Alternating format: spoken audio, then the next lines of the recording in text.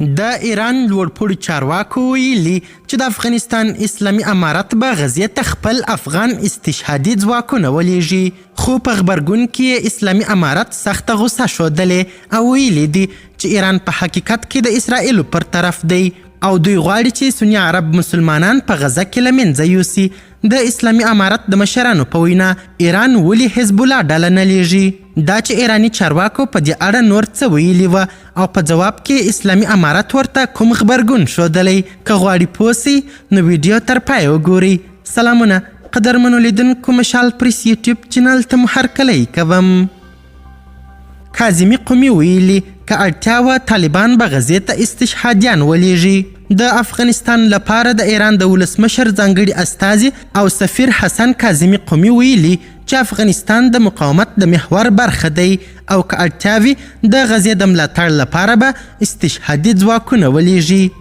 دا خبره په ایران کې له افق دولتي شبکې سره په مرکه کې کړې وه. قومي په دې مرکه کې چې وړمه ورځ سېشنبه خپره سوه وویل که څه هم افغانستان له غزې لیرې دی، خو که لازمه وي له دې هیواده به تر یوې قلي اردو زیات استشهادیان د غزې ملاتړ ته لاړ سي. خو د ایراني چارواکو د دغو څرګندونو په غبرګون کې د افغانستان د اسلامي امارت د استخباراتي ځواک رسنۍ پر خپل ویب سایټ باندې لیکلي دي په منځني اسیا کې د ایران ناکام سیاست د افغانستان ګاونډیانو تر اوسه اسلامي امارت نه دی درک کړی. د دوی له څرګندونو داسې معلومیږي گویا افغانستان اوس هم د 1990 میلادي کال افغانستان دی، حال دا چې افغانستان نور د نړۍ د بادشاهۍ خوبونه ویني. د فلسطین مسئله رښتیا هم چې د ټول مسلمه ملت قضیه ده او په اړه باید په ګډه تصمیم ونیول سي، خو په منځني ختیځ کې د ایران ناکام سیاست دغه سیمه له یو سخت ګواښ سره مخ کړې ده.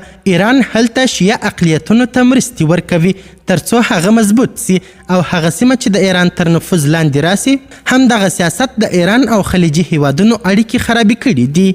د افغانستان د اسلامي امارت استخباراتي ځواک په دغه ویب سایټ کې همدارنګه زیاته کړې. تاسې باوري اوسئ چې ایران په منځني ختیځ کې د اسرائیلو سره کومه ستونزه نه لري. ایران او اسرائیل دواړه لګیا دي ترڅو هلته میشت سني عرب له منځه یوسي. ایران په عراق کې څه کوي؟ ایران په سوریه کې څوک وژني؟ ایران په یمن کې څه وکړل؟ د عرب دولتونو د فلسطین په جنگ کې د نه دلچسپۍ یو مهم علت دا هم دی چې حماس له ایران سره پاخه روابط لري. د اسلامي امارت استخباراتي ځواک زیاته کړې ښاغلي قومي چې د فلسطین د جنگ لپاره له افغانستانه استشهادي کنډکونه غواړي، ولې حزب الله ته د جنگ امر نه کوي کوم چې په سیمه کې له هر لحاظه قوي او مضبوط دي؟ ولې ایران له حماس څخه رښتینی ملاتړ نه کوي؟ د دوی قواوې چې په سوریه کې سني مسلمانان په شهادت رسوي ولې له اسرائیلو سره نه جنګیږي؟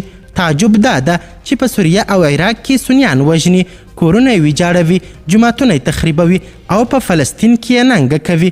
د قومي څرګندونې په ډاګه کوي چې ګواکې افغانستان د جنګیالیو مرکز دی، کومې چې ډیری غیر مسؤلانه دي. که ایران په سیمه کې خپل ناکام او له تعصب ډک سیاست ته تغییر ورکړي، ممکن هلته نسبتي امن قایم سي او یو خپلواک فلسطین د جوړېدو لپاره به ګام پورته سي. قدرمنو لیدونکو، د ویډیو له کتلو مننه مننه.